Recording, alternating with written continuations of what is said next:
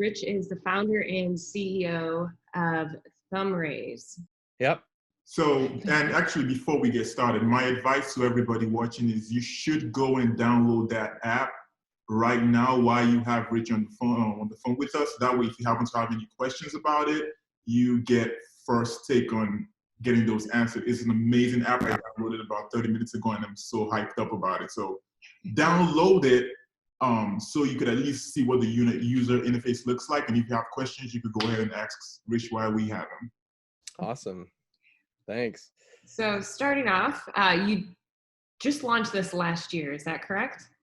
Yeah. So we launched an early alpha in October last year, and then we launched a new version. We launched this alpha in October and had all these learnings from it. Ended up actually scrapping almost everything that we had built and rewrote the whole thing in November and December, and then really in January. And then we launched a new version in January, and it's been an amazing experience. But yeah, it's pretty new. So for everyone listening, can you explain what Thumbraise is and how you came up with the idea? Sure. So we are a venture capital networking platform. Our platform is designed to help founders meet investors and investors to meet founders and help drive a more efficient experience for that top of funnel discovery. I would like to say that we are really operating in the realm of trying to attack what Donald Rumsfeld would say is the unknown unknowns, which is helping founders and investors going out there and exploring to identify those pathways to the unknown. It feels lonely when you're out there trying to find people to help you. You'd be surprised at discovering how many people are actually willing to help, and investors often are out there looking for new opportunities. Our platform is designed to help really bring some efficiency and do that in an experience that feels personal and capturing the personality and the story of founders. And we're doing it through a video pitch platform. It's designed to really tell the story in the most effective means possible. And we feel really strongly that video is the best way to do that. The ecosystems that are out there today are predominantly sharing PDFs and their directories, and they just feel soulless. It doesn't really do justice to what the companies are doing. When you get down to it, everyone's got a story, and we're a platform to help tell those stories. And so we're really excited about it. I didn't actually start the company initially. A friend of mine started it, and he reached out to me to invest in it. So I gave him a check, and 2 weeks after I invested, I just couldn't stop thinking about it for a variety of reasons. The real fundamental core problem that we're attacking here is this issue of this fragmentation and this sense of disconnectedness that everyone in this ecosystem feels. I felt like it's such a compelling opportunity to go out and make a huge difference in the world, and really identifying that startups are the backbone and economic growth engine of the world's economies. There's nothing more exciting than being able to create that moment of difference for a founder, either making an introduction to someone, providing them some context or insight on their business that has a transformational impact. And anyone who's felt that experience personally, it's a very rewarding experience. And so, I felt like this was an opportunity to jump in and make a difference and build a capitalistic engine along the way, but impacting thousands and hopefully millions and hopefully billions of lives on a global basis here. And so I called up the founder and I said, "Hey, what if I do this with you?" He's like, "Yeah, let's do it." And so I jumped in. There's two other co-founders. One of them is Jonathan Cohen. He's based in New York.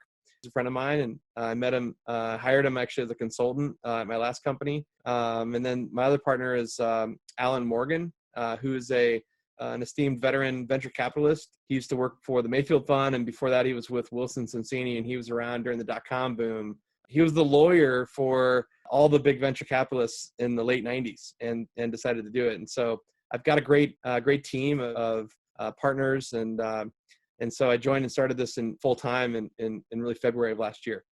That is amazing. I mean, you're definitely going to have an impact. I'm a layman to technology when it comes to venture capitalism and app and all those things. But what I really like about this is it brings the pitches to the investors, right? I've been to a lot of events, going with her to these events where it seems like everybody's pitching you. And there's about 95% pitches for maybe 1% of investors. In this particular case, the investors could primarily just screen through what they find interesting. I just went through about 6 different pitches. But secondly, even if you're not an entrepreneur by nature or something like that, you could go through it and it will give you ideas of how to even improve on your own business or things like that. So it's an amazing app. I'm pretty sure it's going to catch on like wildfire pretty soon. I'm certain of it. If I like it, most people are going to like it. Well, thanks. I mean, look, there's a lot to go. The core thesis is something that I think people are excited about, which is this focus on video and a focus on mobile. Those are 2 big differentiators that we have right now, really that stand out in the market. 95% plus of all video content that's created and consumed on a global basis is done with a smartphone. And sure. It's the way in which people spend their free time. I thought to myself, having, spent years in the world of social media and, just seeing the destructive powers that it's created, the, absurd amount of brain time that's devoted towards flipping through, cute kittens and other things. I thought, how can we shift people's mind and attention towards things that are very productive? If you're at a red light and you've got, a minute to kill, watch a pitch, watch 2 pitches, watch 3 pitches, engage with the founder and have a conversation. We're trying to make it so that the pitches are where you are. It doesn't matter if you're in your office or, you're in your bathroom. Consume them where you've got opportunities. That's our goal.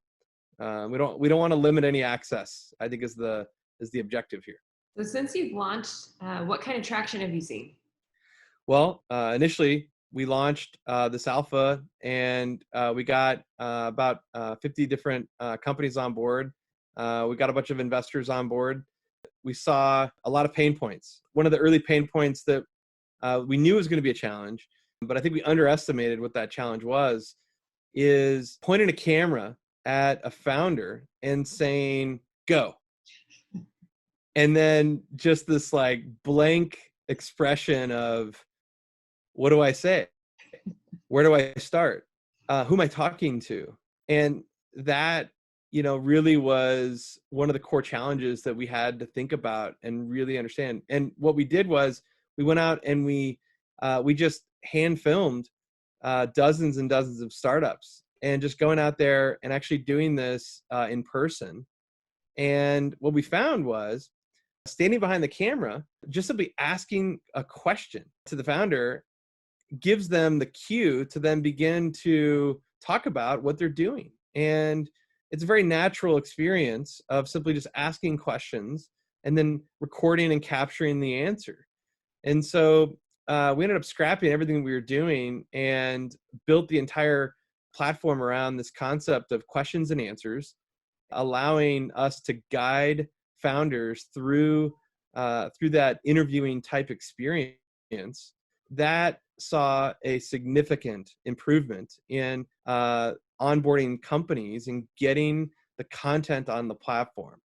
I think our early complete rates from startups to complete pitches was like 10%, something like that. I mean, it was like really, really low. And with this retooling, it's like 3 times higher, and the time it's taking is going dramatically down.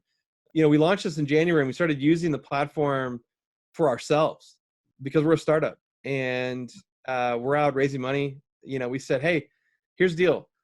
We got to build this for ourselves and use it so that we can go out. And as I sit down with investors, my first point of entry is going to be through our platform. The first way we started doing this was literally eating our own dog food and going out and actually putting this in front of investors. There was a moment, I'll never forget it. Late Friday night, it was about, I think it was like 8 or 8:30, playing video games with my kids. And I get an email from an investor that I've never heard of.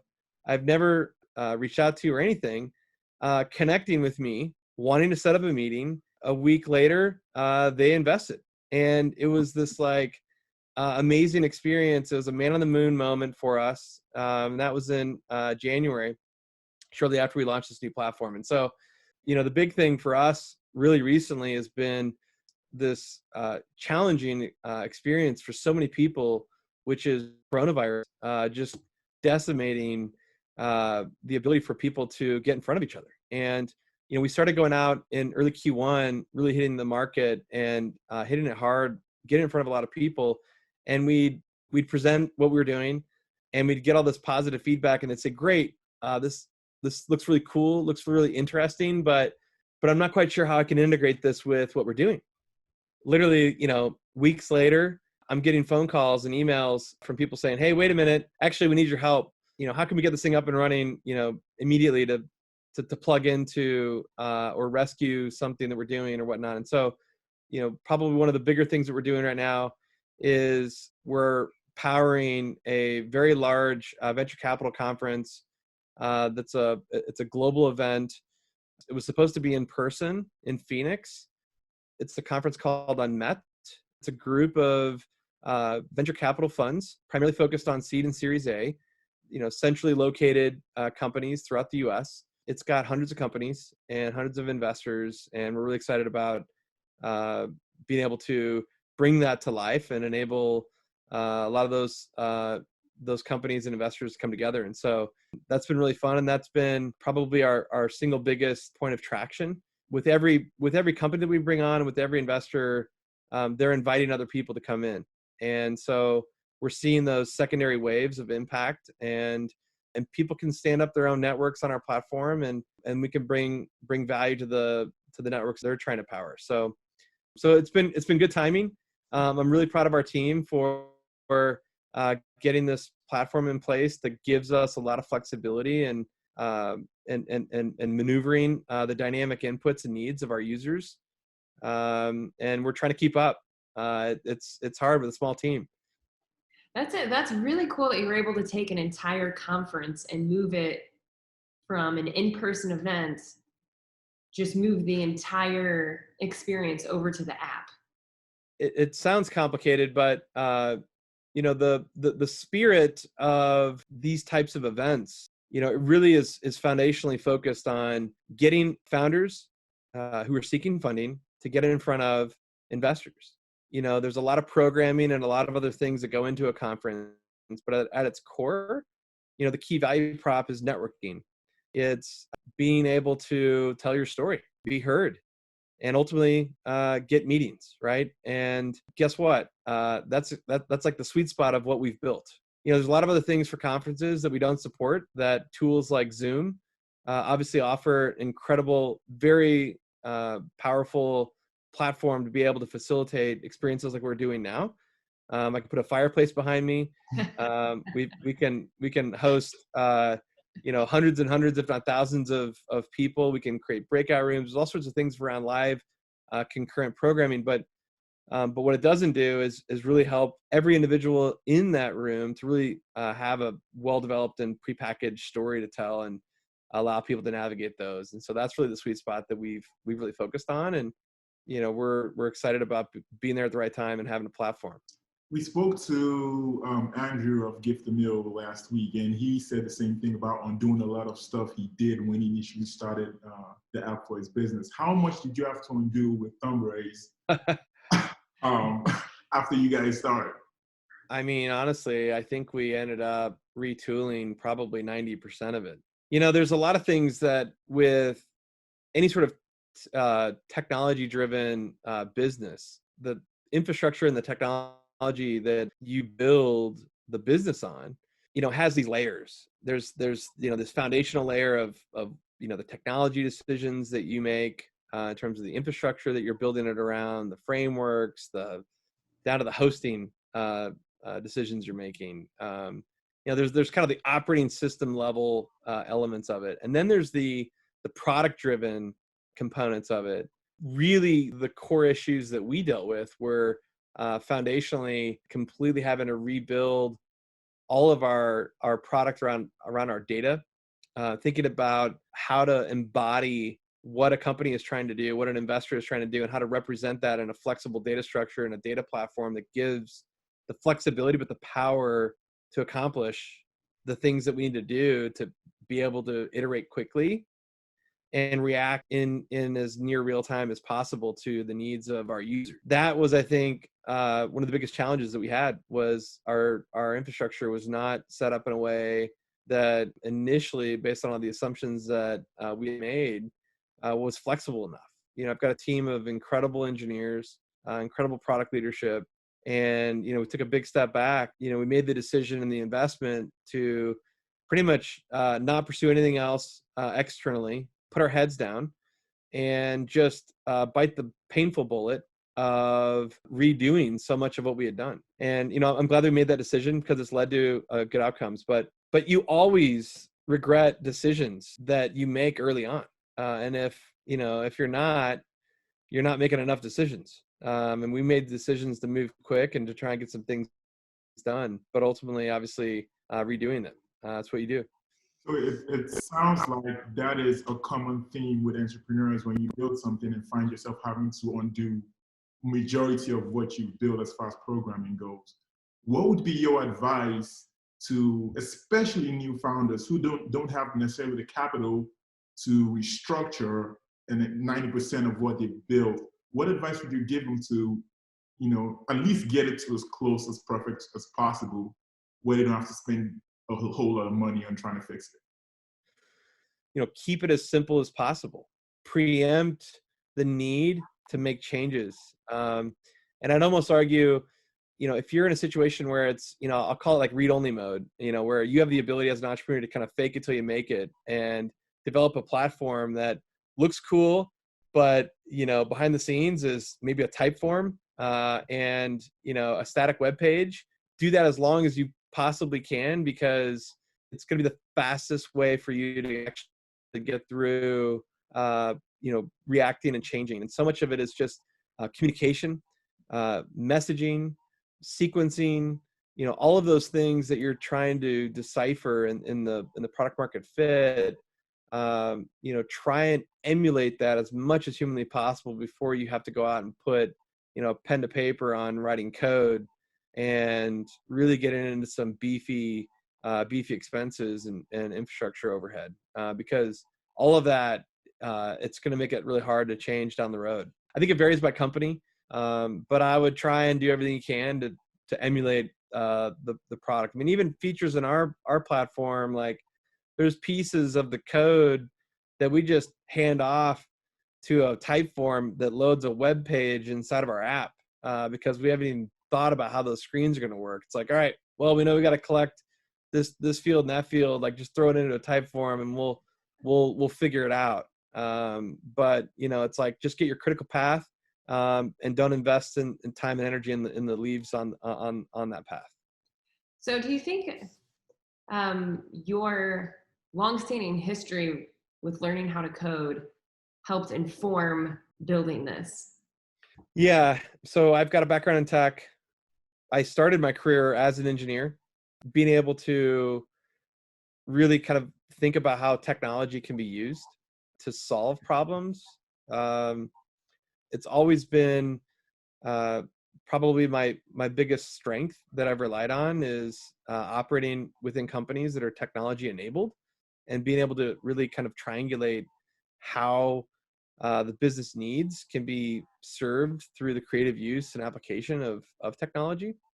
It's obviously a complex world, and obviously I know a lot of founders out there struggle with this. They've got an incredible degree of business acumen and understanding the problem that they're solving, but they rely on this foreign translation layer of how to translate that vision into a product or some sort of technology platform. And, my best advice is surround yourself with people who, are in the trenches and are in it for the long haul with you, who have that expertise. If your business is dependent on technology, you've got to have someone with you who really understands it. I think it's an imperative component to really thrive.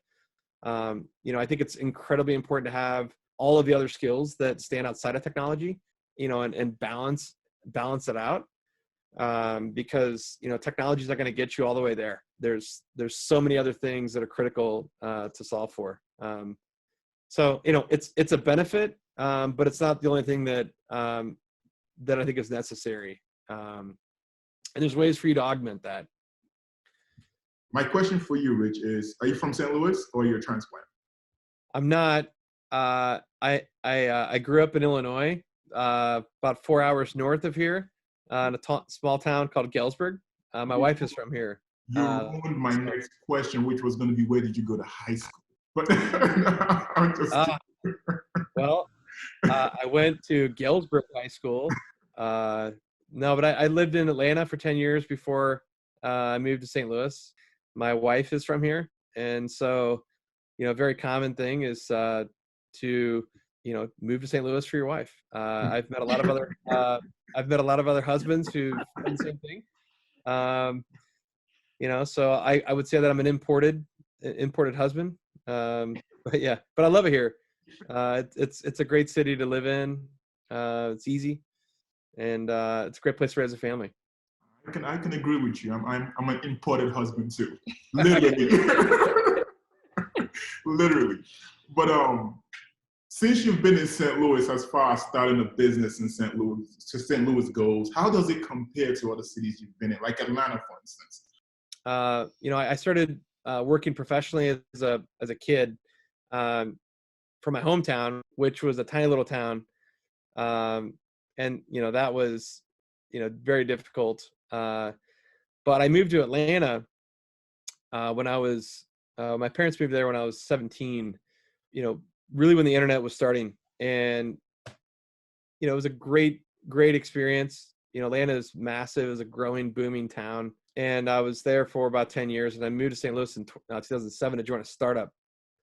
If you can imagine, back in 2007, initially when I moved here, most people were unwilling to join a startup, and I think the biggest struggle that we had was convincing engineers to leave a safe, massive company job to come join a tiny little startup operating above a subway.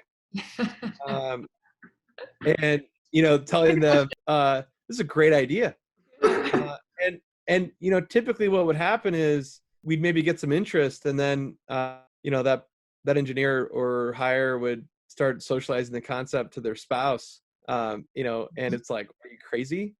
And I know I remember really, really struggling with that. I mean, we had a lot of challenge with that, and I think that's really evolved a lot. And I'm really excited about St. Louis having gone through that change, and seeing a much more vibrant and more risk tolerant community, people really pushing the envelope. And I think there's a lot more interest to explore here relative to where it was 10 years ago. I think it's also been easier to recognize that people feel empowered to go out and make those decisions, and to go and pursue something. Whereas before, I felt like people felt like it needed to be in a structured, like I'm on this career path. But I think people are looking more for experiences, and there's no better way to get experiences than join a startup, because it's infinite. But yeah, I think St. Louis has been good. And then the other thing I'll say though is, we in my last company, we had offices in 13 cities around the globe, and we had over 600 employees, and we really got a taste of how the sun never set on our company, and really understanding the culture differences of different regions of the world and different regions in the US, and understanding the differences and how people think and work together. And there's a lot to take away from that. The best people that I've worked with in St. Louis, when I put them head to head against the best people in some of the other bigger cities and bigger markets like New York or San Francisco, some of our best people were just as good, if not better, than anyone else that we had on the coast. And they had that with, maybe far less ego, and a little bit more balance on their values, and felt more welcoming. So I would characterize my experiences in working on the coast, and I love the coast. But I remember going to meetings and running and doing sales, and I'd have a meeting with someone in New York or LA or Chicago or wherever it might be. And on the East Coast, it's, you're in a room and a person walks in and they're like, why are we meeting? Why are you here? And you go out west, what's in it for me? And you meet with someone in the Midwest and it's like, how can we work together? And those personality differences and the culture differences, they really span and they influence how your team is built and how it operates. And and I learned a lot from building teams around the world and understanding how those culture differences create challenge, but also create opportunity, and understanding how to leverage what those personalities are for each of the different cities. But St. Louis has been great. It's where I live. It's where this company that I'm doing now originally was going to be in New York, and I convinced the two other founders. I said, "Hey, let's do this in St. Louis. We've got incredible talent here. We can do it with a cost a structure that's a fraction of what it would cost in the coast. We're not shelling out immense amounts of money for rent for a New York office. One of our investors, the founder of Zynga. I'd never met the guy, and his first question to me, which I thought was interesting, so where are you going to build this? And he, I'm like, wow, okay, what do I say? Like, this guy is incredibly successful Silicon Valley veteran. He was the CTO of MySpace. He built Zynga. And, I'm faced with this question. I'm thinking to myself, is this guy part of the Silicon Valley elite that is very judgmental of, I said immediately, we're doing it in St. Louis. And his response was fantastic. He said, that's great. I'm really excited to hear that. And I asked him, I said, why? And he said, number one, he felt like the Bay Area is very challenged with talent saturation and competitiveness. It's very expensive. It's very difficult. But when you also get into the root of the platform that we're building, part of the selling point here was, what better place to build this platform than St. Louis? Because I feel like the problem and the struggle of communities like St. Louis, who have all of this incredible talent, but need access to capital. Like, we're the poster child for what these what these communities are looking for. And so building something like this in our backyard just feels right. And so I felt proud in being able to say that. Eric Schirmeyer fully respected that, and he was very supportive and excited about it. That's amazing. I've been curious about this since you were talking about using Thumbraise for yourself. What did your pitch sound like? When I first started pitching this, I had to like get people to imagine, like, before the product even existed. It's like, okay, imagine, pull out your phone and you walk them through what is the experience. And it's really difficult to do that when what you're building is video centric. It's very experiential, and I really just wanted to put it in people's hands and let them just feel it. And honestly, the pitch didn't really talk about the product. It didn't talk about the business.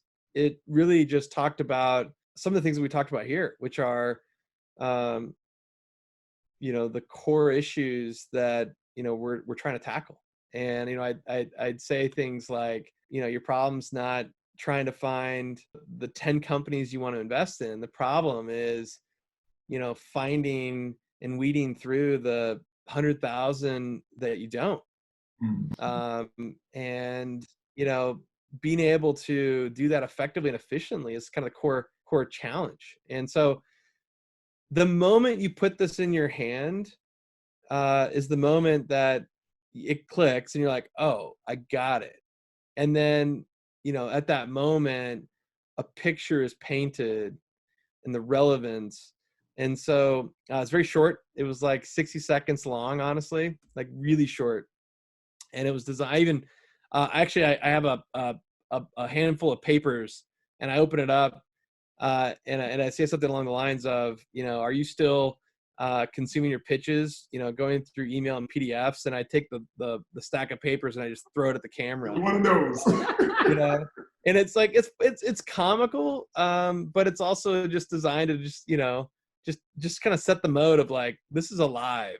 And like, I'm like seeing a person, and it was one of the key things that we did was, and this is a huge, and it's still an ongoing debate.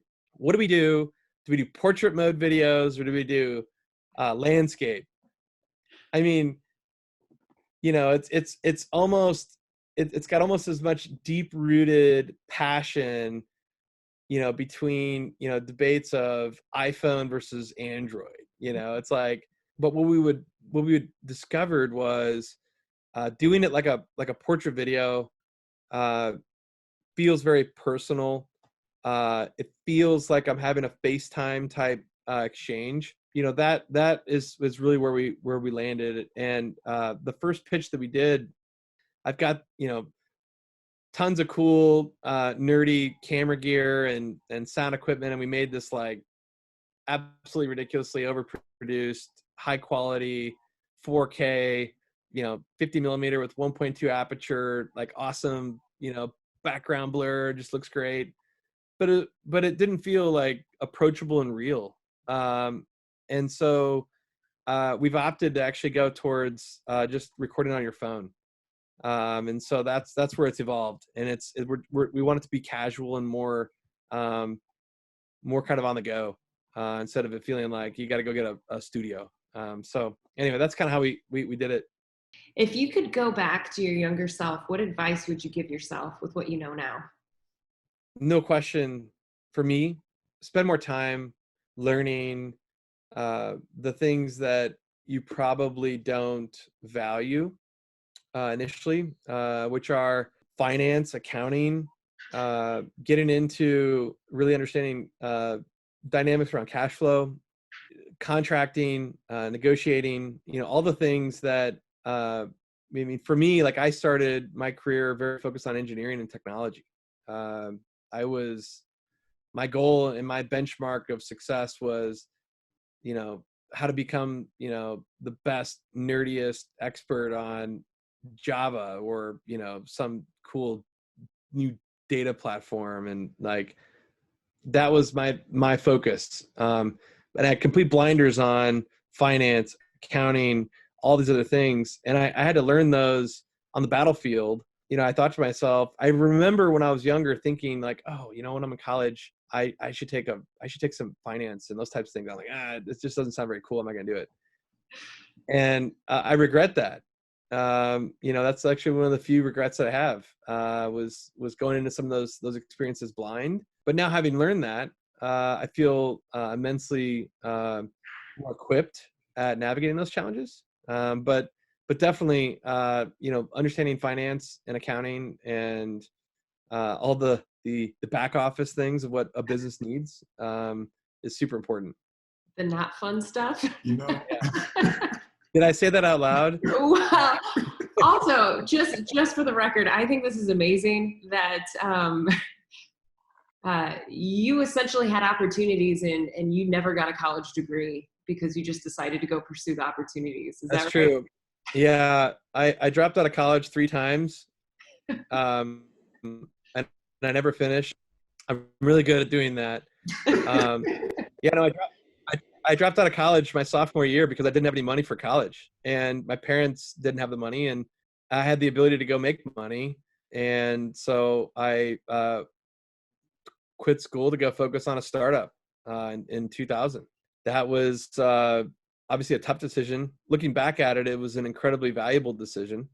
Um, and I remember the second time I dropped out. So I ended up working for a year and a half, and then I went back to school. And it was right in the middle of the recession in 2002.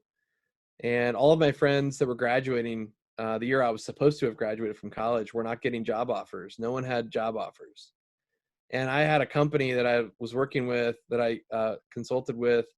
It was a huge hotel company, the biggest hotel company in the world. They were calling me like every few weeks, like, "Hey, we need your help." And I remember having this conversation with my girlfriend at the time, my wife now, and saying like, "Man, am I crazy to not go and pursue just working with this company when all my friends are not getting jobs and I've got this company calling me every few weeks?" So I did that. So I dropped out again, and I went down there, and we built a massive, very successful experience. We scaled an e-commerce business from nothing to over $2 billion a year in revenue. And we were all like in our early 20s, and we were a bunch of, I look back at it, we were all kids. And we had a vice president who entrusted us.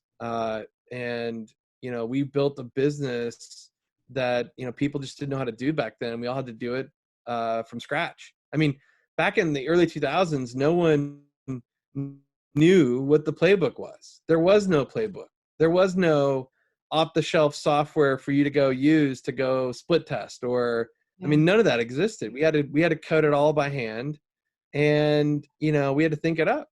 And it was an incredibly fruitful experience because we were able to value going through that journey. It's like I feel like an old timer saying we had to walk uphill both ways. No shoes in the snow. Yeah, we had no cloud. Yeah. Oh, But yeah, no school. I mean, I enjoyed school, but I didn't enjoy it. But look, you can learn anything on the internet these days. Everything I've learned is reading online, and experiencing it, just going and doing it. Well, last thing here, what advice would you give us an aspiring founder in St. Louis? Number one, always challenge your assumptions. The reality is, you're likely wrong, and accept that and expect it. But also just be resilient. Be focused on, the core mission and what you're trying to do. But know that the way you're trying to do it may not be right. Just put your ego aside and just flow with what the world's telling you, and be, observant and really deliberately listen. We have a board that we run for our product management that is a protected zone for exclusively client-based or customer-based requested needs and features that are not allowed. We are not allowed to put our own opinions and thoughts in there.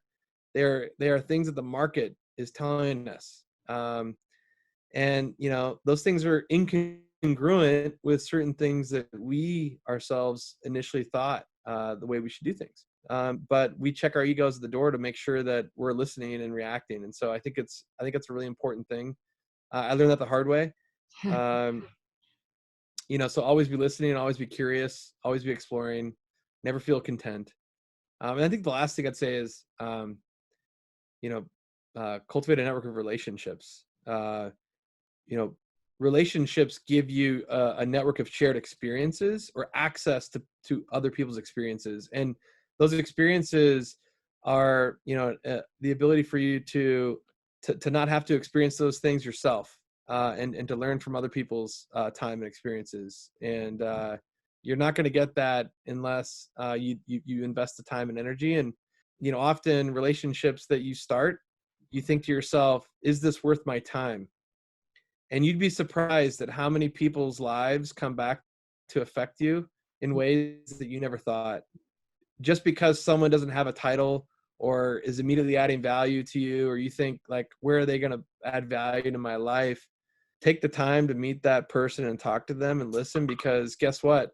That person you're talking to, they might change the world, and they might open up doors and opportunities that you would have never thought, and build that relationship, because those are super valuable. And I've learned that, you know, I'm 40 years old, and I've remarked at how the cycles of relationships have evolved, and parts of my past have come back into the forefront in ways that I never thought. And so, you know, be careful and think about, you know, how you spend your time with people, and you know, cherish the people that you meet. I love that advice. I love it a lot because I grew up in Nigeria, and there's a saying in Nigeria that you need to pour cold water up front so you can step on cooler grounds, which means you need to invest in people even before they have anything to offer you, because you just never know what the future holds and what that deed you've done in the past could eventually come around and offer to you. So that's an amazing advice, especially when it comes to building relationships. I am huge on that. Rich, thank you so much for your time tonight. This was amazing. Yeah. Thank you so Thanks, much, Rich. This was a pleasure. Thank you.